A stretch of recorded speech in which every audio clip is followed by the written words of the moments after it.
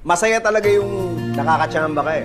Di ba? Sabi nga, yung isang tira mo pa lang, nakuha mo na kagad yung gusto mo makuha. Kaya lang, hindi naman lahat maswerte. Hindi naman lahat nakakatsamba. Pero lahat pwedeng matuto. Aralin mong mabuti yung mga dapat mong gawin para maging maganda ang resulta ng mga ginagawa.